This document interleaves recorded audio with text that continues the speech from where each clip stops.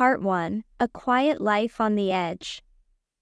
Sofia Mendoza sat on the worn, wooden porch of her small lakeside cabin, her knees pulled up to her chest, staring out at the stillness of the water.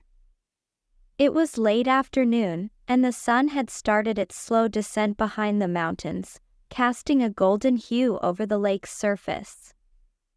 The scene was peaceful, serene even, but inside Sofia, there was no peace, only a quiet, simmering discontent. For as long as she could remember, Sofia had been a fighter. A force to be reckoned with. Growing up in the bustling streets of New York City, she had learned quickly that survival meant toughness. It meant standing her ground and fighting for everything she wanted. And Sofia had wanted a lot. At 28, she had achieved more than most people her age could dream of. As a professional MMA fighter, she had risen to the top of her game, winning championship after championship, her name becoming synonymous with strength and resilience. The world admired her, her fans adored her, and in the octagon, she had been unstoppable. But that was 2 years ago. Now, everything was different. 2 years ago, during a brutal title fight, she had torn her ACL. It had been a devastating injury, one that had forced her into an early retirement and shattered her dreams of further dominance in the MMA world. The surgery had gone well enough, but the recovery had been long and excruciating. And by the time she was physically able to return to the sport, her heart was no longer in it. The fire that had once fueled her, her hunger for victory, for domination, had flickered out, leaving her feeling hollow and aimless. Her manager, Mike, had begged her to return to fighting, insisting that she still had a career ahead of her. But Sofia couldn't bring herself to step back into the octagon.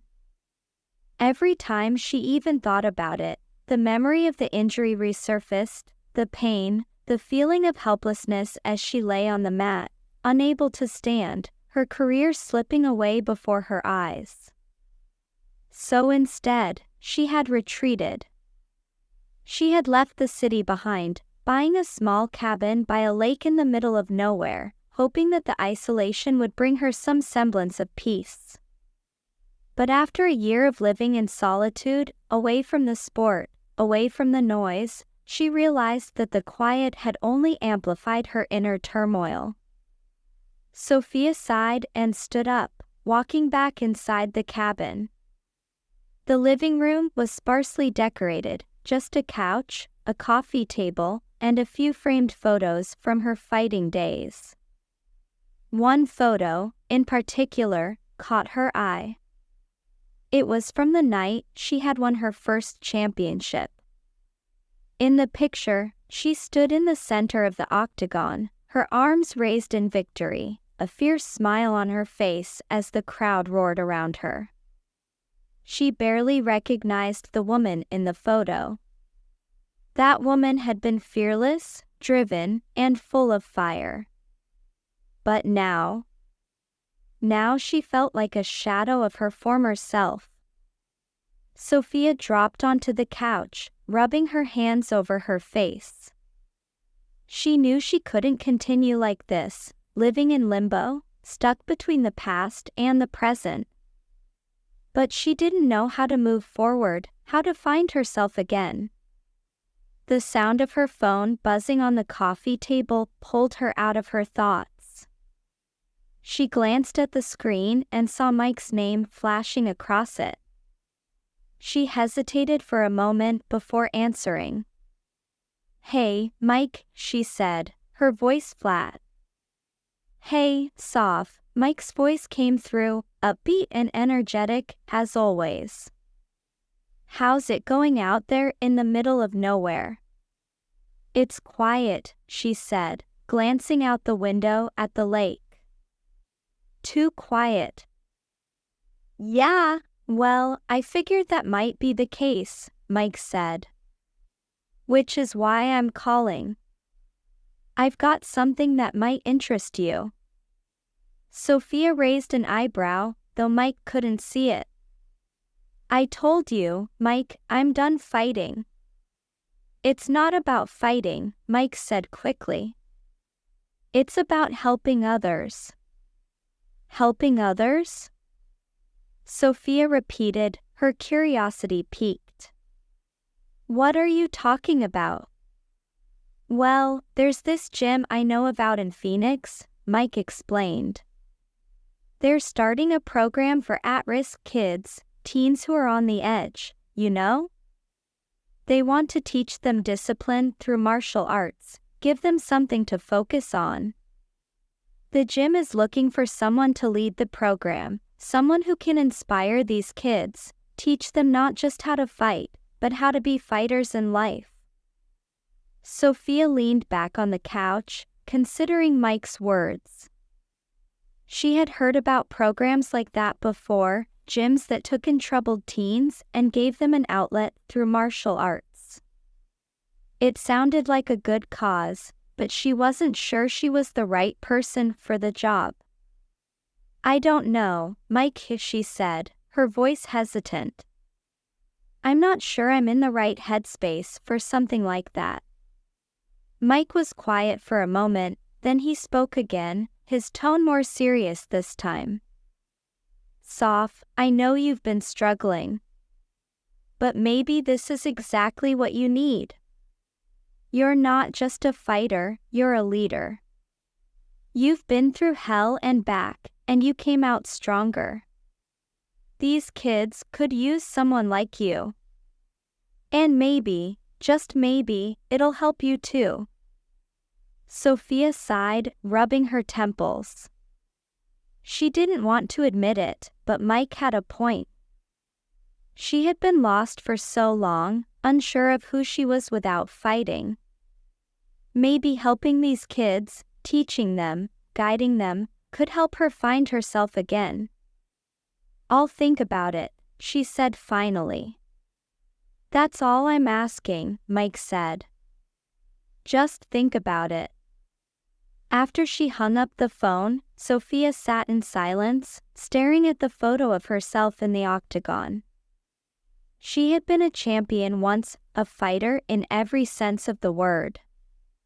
But now, she was just a woman searching for something to hold on to. Maybe Mike was right.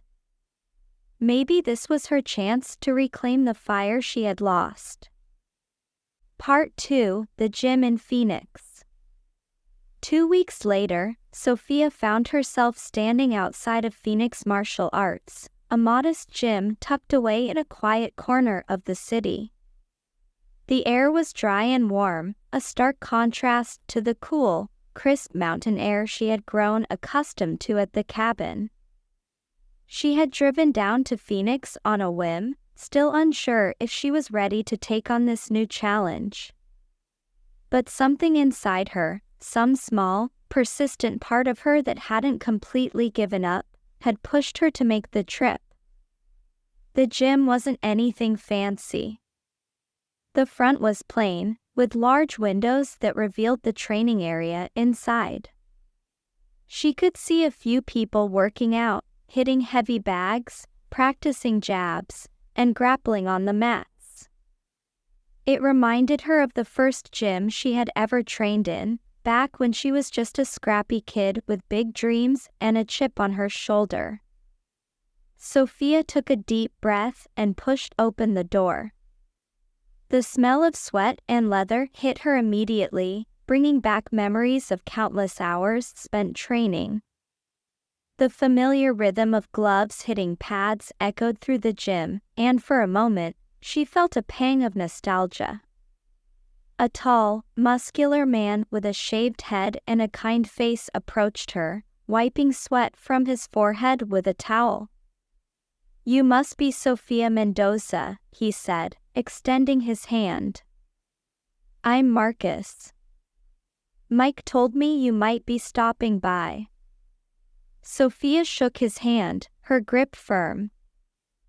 "Yeah, I wanted to check the place out. See what you guys are doing here." Marcus smiled and gestured around the gym. "Well, as you can see, we're not the fanciest operation in town, but we've got heart. And we're trying to make a difference with these kids." He led her over to the mats, where a group of teenagers, mostly boys, but a few girls, were practicing grappling techniques. They were focused, determined, but Sophia could see the rough edges, the rawness of kids who had been through too much too soon. "We've got about 20 kids in the program right now," Marcus explained. "All of them come from tough backgrounds, broken homes, bad neighborhoods, you name it. They've seen things no kid should have to see, but they've got potential. They just need someone to guide them." Sophia watched as one of the boys, a tall, lanky kid with a shaved head, pinned his opponent to the mat with a move that was sloppy but effective. The kid grinned as he stood up, clearly proud of himself.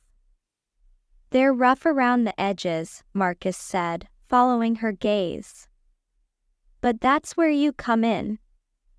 You've been where they are, and you've made it out the other side. You can show them that there's another way."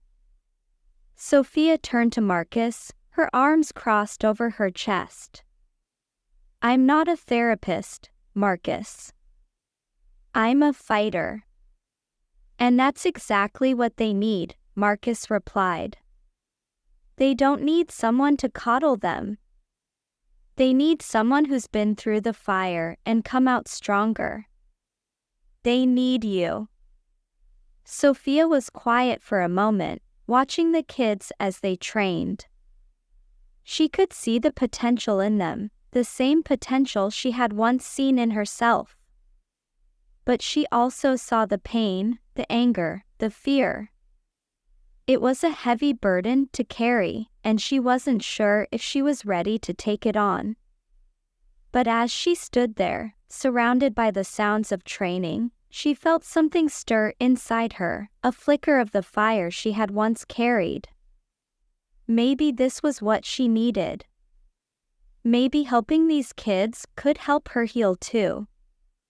"I'll give it a shot," Sophia said finally, her voice steady. "But I'm not making any promises." Marcus grinned, clearly pleased. "That's all I'm asking." As Sophia walked out of the gym that day, she felt a sense of purpose she hadn't felt in a long time. It wasn't the same as the drive she had felt when she was fighting in the octagon, but it was something. A start. And for the first time in 2 years, Sophia Mendoza felt like she was on the path to reclaiming the fire she had lost. Part 3: Breaking Through the Walls. Sophia's first week at Phoenix Martial Arts was more challenging than she had expected. The teens in the program were a tough crowd. Most of them had been in and out of trouble for years, and they didn't trust easily. They came to the gym because they had nowhere else to go, but their walls were high, and their defenses were thick. They weren't used to authority figures who genuinely wanted to help them, and Sophia could feel the weight of their skepticism every time she stepped onto the mats. At first, she tried to break through their walls with a stern, no-nonsense attitude, an approach that had served her well in the octagon. But it quickly became clear that what worked in the ring didn't necessarily work with a group of kids who were used to fending for themselves. They didn't respond to intimidation or strict discipline. If anything, it only made them more guarded. Sophia realized that if she was going to make any progress with these kids, she had to earn their trust first. And that was going to take time. One of the toughest kids in the group was a 16-year-old named Dante. He was tall and muscular for his age, with a permanent scowl etched onto his face. Every time Sophia tried to correct his form or give him advice during training, he would shrug her off, muttering under his breath and avoiding eye contact. It frustrated her. Dante was talented, he had natural strength and agility, and he picked up techniques quickly, but his attitude was holding him back. Sophia knew what it was like to carry anger inside, to let it consume you, but she also knew that if Dante didn't learn how to channel that anger into something productive, it would destroy him. One afternoon, after a particularly tense training session, Sophia decided to confront him. "Dante," she called out as he was heading toward the locker room. "Can I talk to you for a minute?"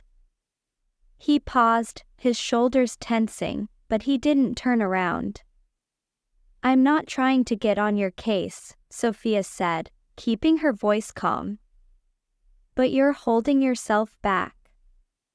You've got talent, real talent, but you won't get anywhere if you don't let go of whatever it is you're carrying." Dante finally turned to face her, his expression hard. "You don't know anything about me." Sophia crossed her arms, meeting his gaze without flinching. "I know more than you think. I've been where you are, angry at the world, feeling like no one understands. But trust me when I say this, carrying that anger around will only hurt you in the end." Dante's jaw clenched, and for a moment, it seemed like he was going to walk away. But then, to Sophia's surprise, he spoke. "You think you know what it's like? You don't know anything. My mom's dead. My dad's in prison. I've got no one, and I'm supposed to care about punching some bag like it's gonna fix everything?" His words hit Sophia like a punch to the gut. She hadn't known about Dante's family situation, but now it all made sense: his anger, his refusal to trust anyone, his constant need to prove that he didn't need anyone's help. Sophia stepped closer, softening her tone. "You're right, Dante. I don't know what it's like to be you. But I do know what it's like to feel alone. I know what it's like to have everything taken from you. And I know that if you don't find a way to let go of the anger, it's going to eat you alive." Dante's eyes flickered with something, pain, maybe, or recognition, but he quickly masked it with his usual scowl. "Whatever. You're just another coach trying to tell me how to live my life." Sophia shook her head. "I'm not trying to tell you how to live your life. I'm trying to show you that there's another way. But it's up to you whether you want to take it."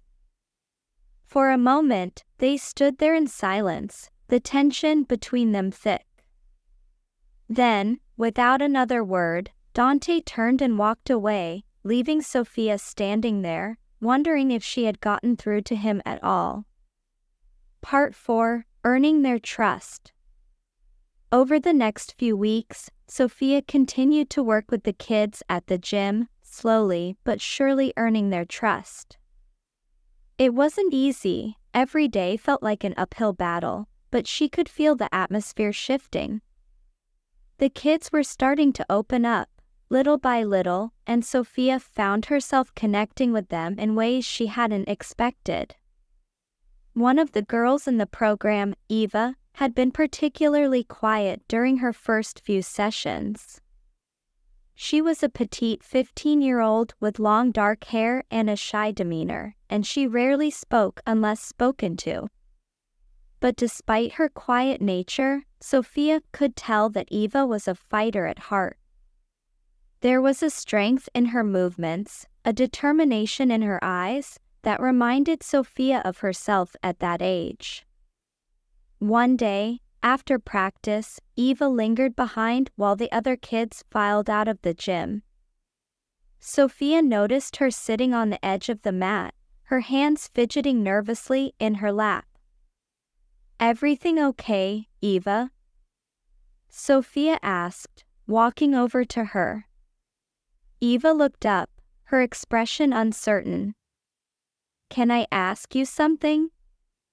Of course, Sophia said, sitting down beside her. Eva hesitated for a moment before speaking. How did you deal with it? The fear, I mean. I'm always scared I'm going to mess up. That I'm not good enough. Sophia's heart ached at the vulnerability in Eva's voice.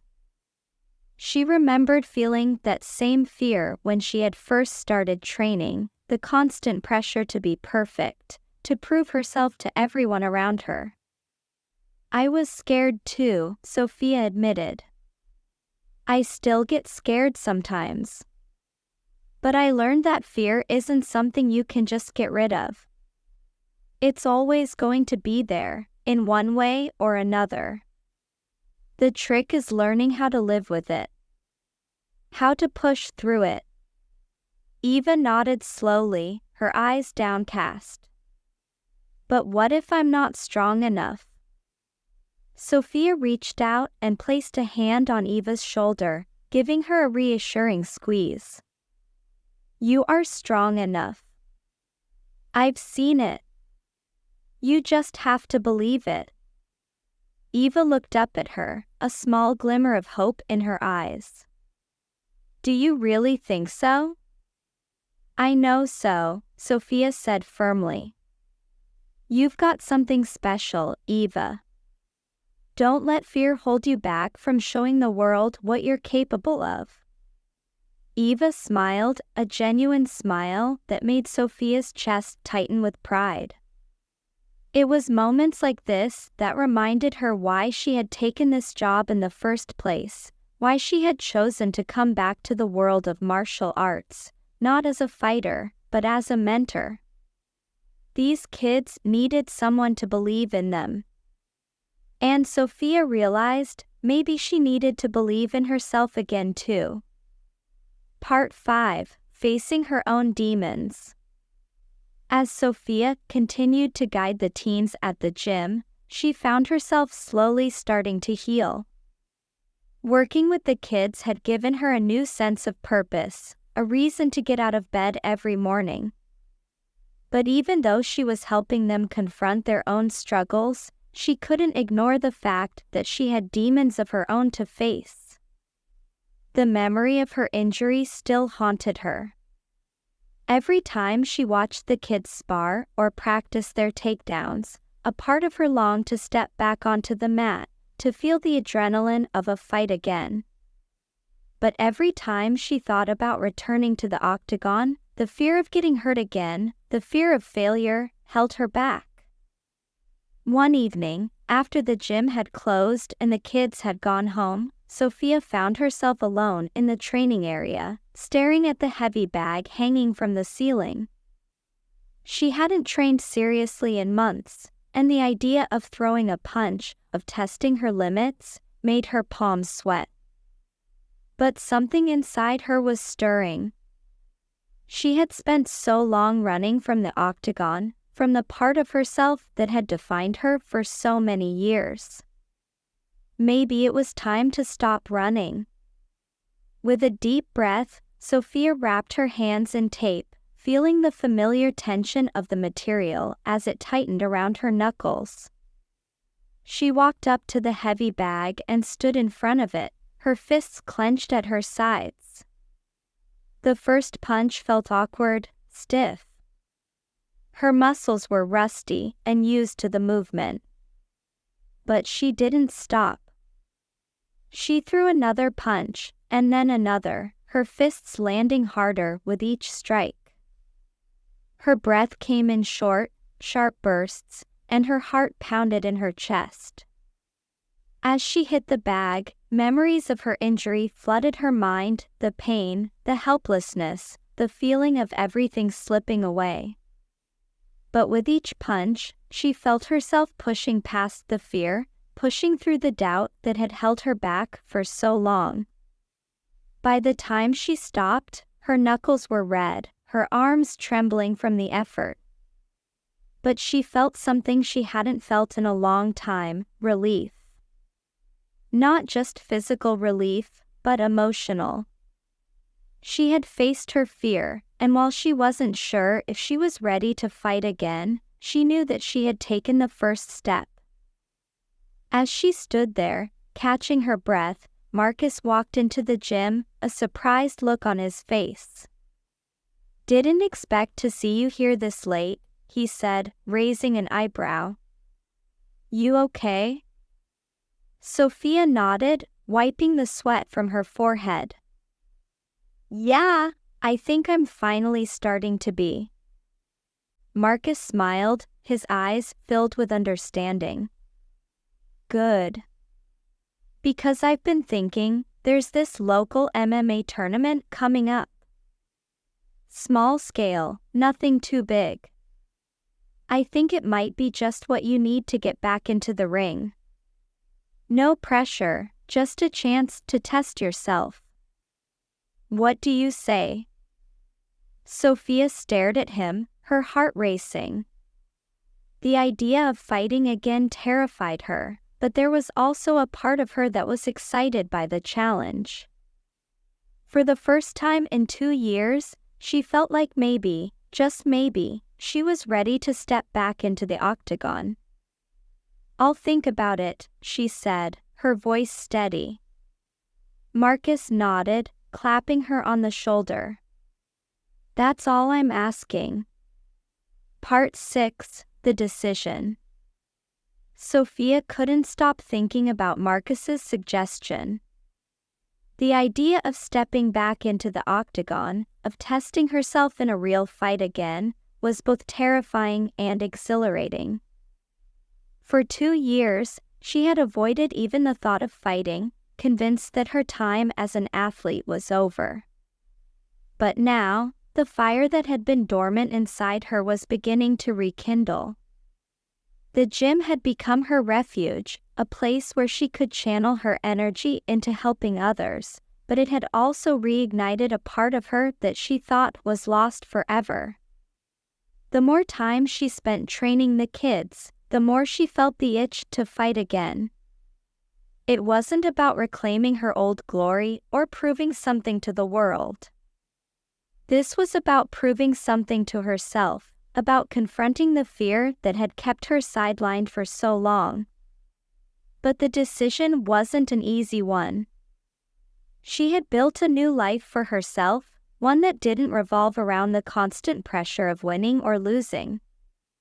She had found meaning in helping the teens at the gym, in guiding them through their struggles, and in teaching them the lessons she had learned the hard way. Fighting again could jeopardize all of that. But there was one person she needed to talk to before she made up her mind. Part 7: A Conversation with Dante. Sophia found Dante working the heavy bag at the gym one evening after most of the other kids had gone home. His punches were hard and fast, fueled by the anger that always seemed to simmer just below the surface. But his technique had improved. He wasn't just throwing wild punches anymore.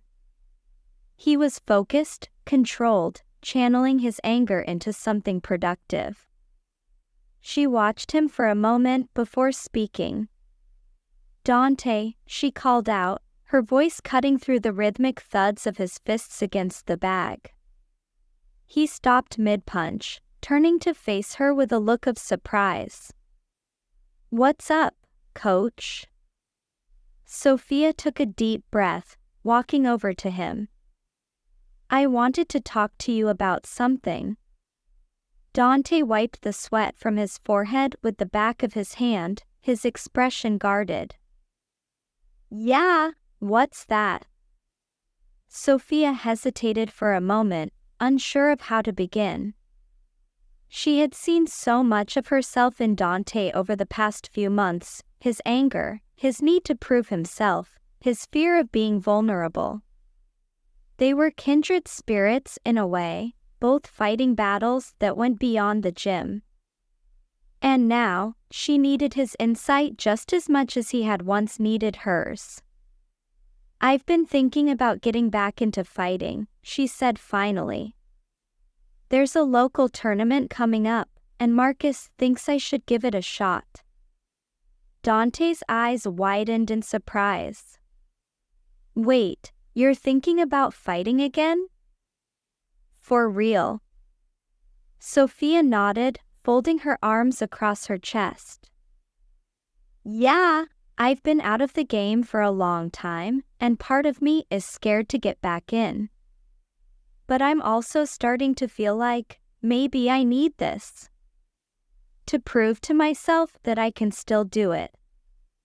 Dante was quiet for a moment, his expression thoughtful. "I get it," he said finally. "I mean, you've been through a lot.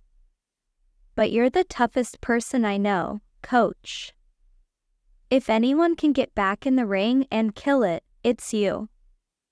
Sophia smiled at his words, but the doubt still lingered in the back of her mind.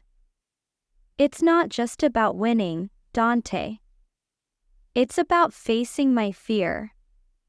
After my injury, I haven't felt like the same person. I've been hiding from that part of myself for too long." Dante's eyes softened, and for the first time, Sophia saw a hint of vulnerability in him. "I know what that's like," he admitted quietly. "Being scared of something but not wanting to admit it. I feel that every day." Sophia's chest tightened at his words. She had seen Dante's struggle from the beginning, but hearing him voice his fears made her realize just how far they had both come. "We all feel that fear, Dante," she said gently. "But the important thing is what we do with it. I'm scared to fight again, just like you're scared of letting people in. But sometimes the only way to move forward is to face that fear head-on." Dante nodded, his gaze thoughtful. "I guess you're right." Sophia smiled, resting a hand on his shoulder.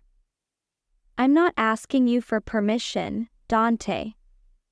But I wanted to let you know that I'm going to take this fight. And I want you to know that no matter what happens, I'm still here for you. For all of you."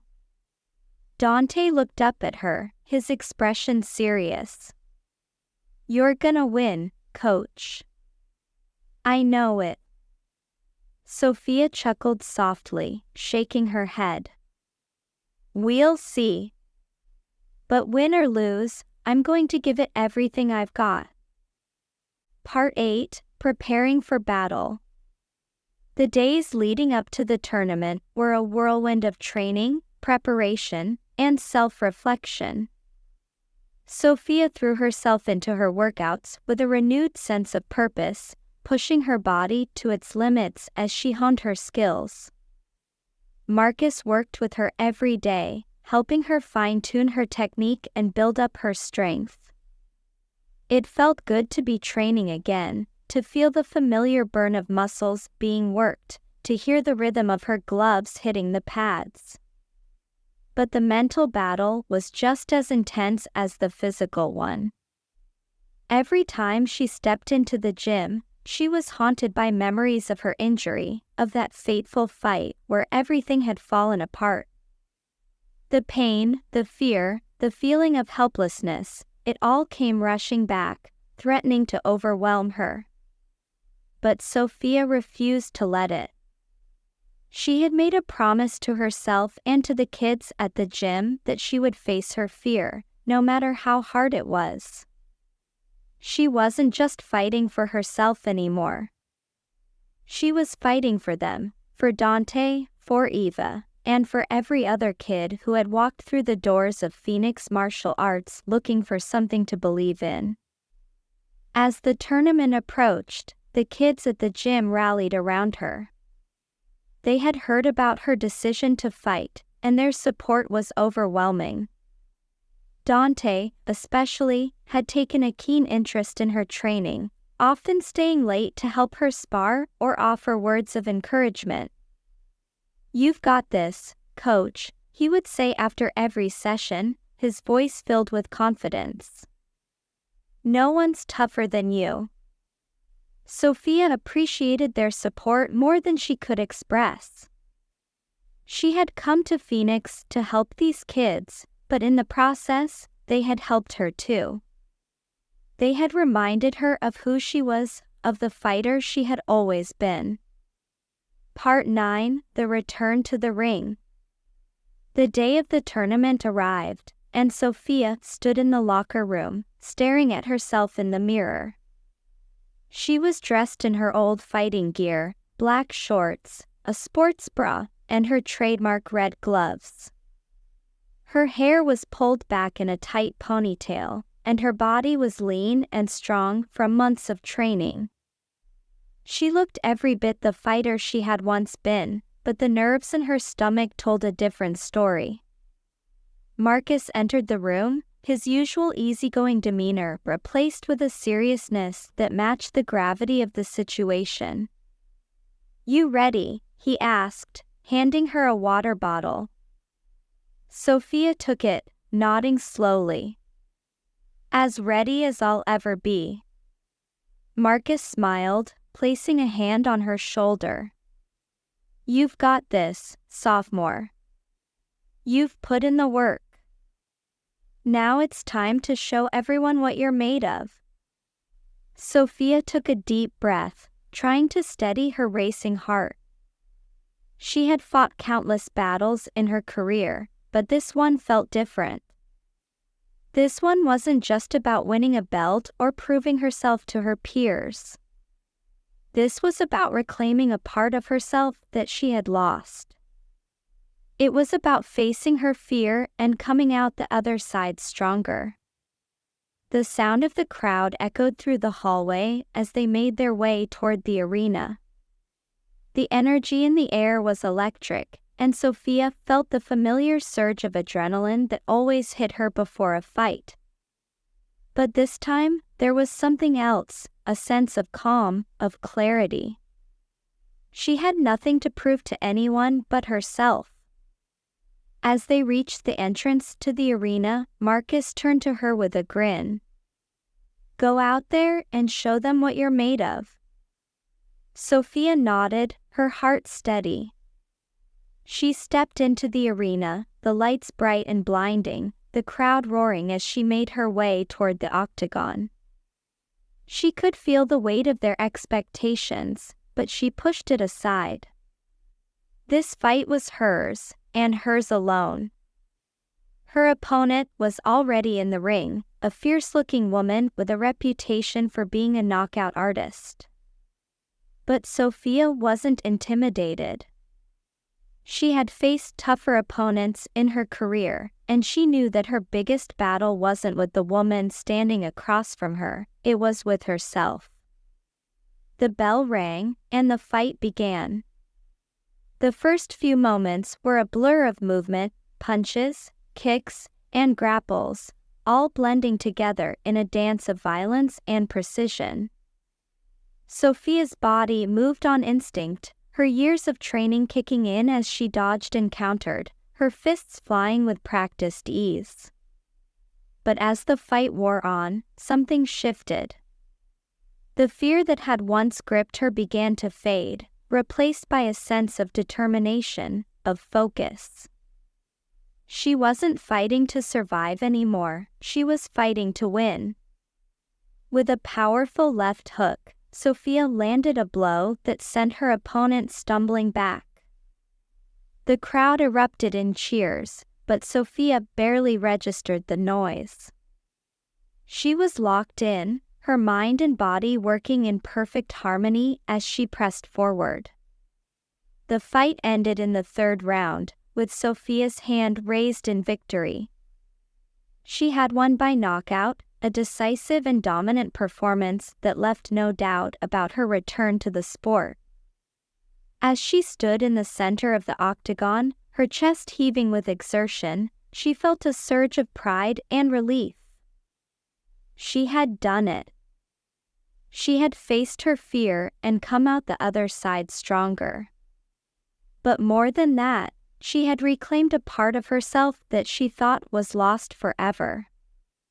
Part 10: The Aftermath. The morning after the fight, Sophia woke up with a body full of aches, but her spirit was soaring. She had won. Not just the fight, but a battle within herself, a battle she had been fighting for years. The victory was hers, and as she lay in bed, replaying the events of the night before, she couldn't help but smile. She had stepped back into the octagon and proven to herself that she wasn't broken, that she still had the heart of a fighter. And while her body would remind her of the toll it had taken in the days to come, the mental and emotional breakthrough was undeniable. Sophia spent the rest of the morning in quiet reflection, replaying the final moments of the fight in her mind. The roar of the crowd, the adrenaline that had coursed through her veins as she landed that final punch, the overwhelming sense of relief when the referee raised her hand in victory. It had all been a blur at the time, but now, in the quiet of her apartment, it began to sink in. She was back. But this time, things felt different. She wasn't the same person she had been before the injury. She wasn't chasing glory or fame anymore. This time, her victory felt more personal, more profound. She had faced her greatest fear and come out on top, and that was something no championship belt could ever match.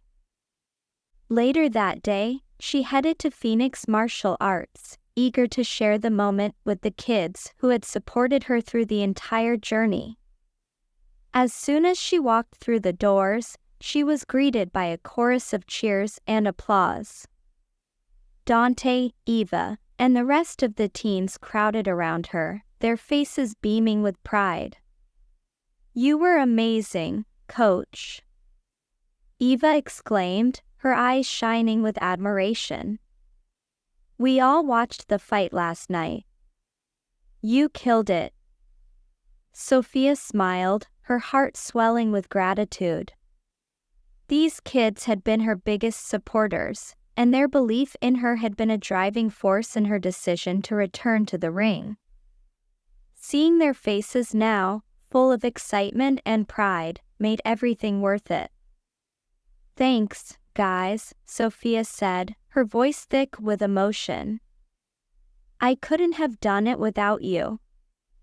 Dante, who had been standing quietly in the background, stepped forward and gave her a rare, genuine smile. "Told you you'd win," he said, his voice full of quiet confidence. Sophia grinned, clapping him on the shoulder. "You did. And you were right." As the excitement in the gym began to die down, Marcus approached her with a look of quiet pride. "You did good, Soph," he said, his voice steady. "Real good." Sophia nodded, feeling the weight of his words sink in. "It feels different this time," she admitted. "I'm not the same person I was before. I'm not sure what's next, but I know I'm not done." Marcus smiled, his eyes full of understanding. "You don't have to decide anything right now. Take your time. You've already proven what you needed to prove." Sophia nodded, grateful for his wisdom. He was right, there was no rush. She had faced her fear and reclaimed her fire, and now it was time to let that fire guide her, wherever it might lead. Part 11: A New Path Forward. In the weeks following the tournament, Sophia continued to train, but this time with a newfound sense of purpose. She didn't feel the same pressure she had once felt to constantly prove herself. Instead, she focused on refining her skills, pushing her limits, and enjoying the process of getting stronger, both mentally and physically. Her return to fighting had ignited something in her, but it wasn't the same burning desire for fame or recognition that had once driven her. Instead, it was a deeper, more personal sense of fulfillment. She had rediscovered her passion for martial arts, not as a means to an end, but as a way of life. And this time, she wasn't doing it for anyone else. She was doing it for herself.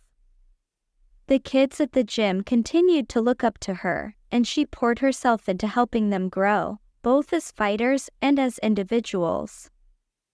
Dante, in particular, had come a long way since she first met him. His attitude had shifted, and he was more focused and disciplined in his training. He had even started opening up to her, sharing bits and pieces of his life outside the gym. One evening, after a tough sparring session, Dante lingered on the mats while the other kids packed up and headed home. Sophia noticed him sitting by himself, staring at the floor with a pensive expression. "Everything okay, Dante?" she asked, walking over to him. He looked up at her, his eyes filled with uncertainty. "Yeah, I guess. I've just been thinking." Sophia sat down beside him, waiting for him to continue. "I've been coming here for a while now," Dante said slowly. "And for the first time, I feel like I'm not so angry anymore. Like I can actually control it, you know?" Sophia nodded, her heart swelling with pride. "That's progress, Dante. That's what it's all about." Dante glanced at her, his expression serious.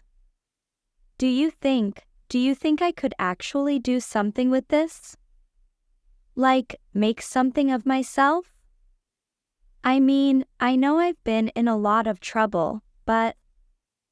Sophia's chest tightened at his words. She had seen so much potential in Dante from the beginning, but hearing him voice his own dreams, his own hope for a better future, was something she hadn't expected. "I know you can," Sophia said firmly. "You've got the talent, the discipline, and the heart. But more importantly, you've got the drive to change. And that's what matters most." Dante nodded slowly, a flicker of hope in his eyes. "I want to be like you, coach. I want to be someone who fights for something bigger than just winning." Sophia smiled, her heart full. "You already are." Part 12, Moving Forward Together. As the months went by, Sophia found herself settling into a new rhythm. She continued to train and mentor the kids at Phoenix Martial Arts, but she no longer felt the need to prove herself in the octagon. She had reclaimed her identity as a fighter, but now, she was fighting for something bigger than titles or recognition. She was fighting for the future of the kids who walked through the doors of the gym every day, looking for guidance, for purpose, for a reason to believe in themselves. Her relationship with Dante deepened as well. The once angry, defiant teenager had transformed into a focused, determined young man with a clear sense of direction. He had even started competing in local tournaments, and while he still had a long way to go, Sophia knew that he had the potential to go far. Eva, too, had come into her own as a fighter. She had shed much of the self-doubt that had once held her back, and her quiet determination had earned her the respect of her peers. Sophia had no doubt that Eva would continue to grow, both as a martial artist and as a person. Sophia's victory in the tournament had been a turning point, but it wasn't the end of her journey. It was just the beginning of a new chapter, one where she was no longer defined solely by her accomplishments in the ring, but by the impact she had on the people around her. One evening, after a long day of training, Sophia and Marcus sat together in the office, reviewing the progress of the kids in the program. They had both poured their hearts into the gym, and the results were clear. The kids were thriving, not just as fighters, but as individuals. They were learning discipline, resilience, and the power of community. "You've done something special here, Soph," Marcus said, his voice filled with pride. "These kids look up to you. You've changed their lives." Sophia smiled, her heart full. "I think they've changed mine, too." Marcus chuckled softly. "What's next for you? You thinking about stepping back into the octagon full-time?" Sophia shook her head, her expression thoughtful. "I'm not sure. I'm not chasing titles anymore, but I'm not done fighting either. I think there's more I can do, more people I can help." Marcus nodded, his eyes filled with understanding. "Whatever you decide, you'll make it count. You always do." Sophia leaned back in her chair, feeling a sense of peace wash over her. She didn't know exactly what the future held, but for the first time in a long time, she wasn't afraid. She had faced her demons, reclaimed her fire, and found a new purpose in the process. And with the support of her community, her students, and her friends, she knew that whatever came next, she was ready. Part 13: The Legacy of a Fighter.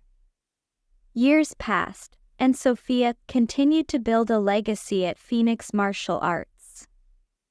The gym became a haven for countless kids who were looking for something to believe in, something to fight for. The program grew, and with it, so did Sophia's impact on the community. Dante and Eva became two of the gym's most promising fighters, both of them going on to compete in higher-level tournaments. They had come a long way since their early days, and Sophia couldn't have been prouder of the people they had become. They weren't just fighters, they were leaders, mentors, and role models for the next generation of kids who walked through the doors. Sophia continued to fight as well, though not as frequently as she had in her younger years.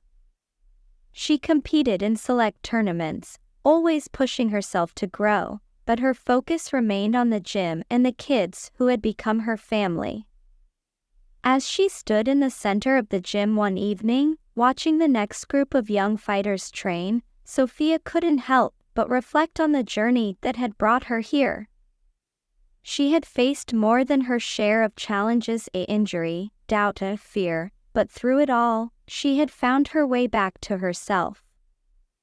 She was still a fighter, but now, she fought for more than just personal glory. She fought for her community, for her students, and for the legacy she had built. And as the sound of gloves hitting pads echoed through the gym, Sophia smiled, knowing that the fire inside her would never fade.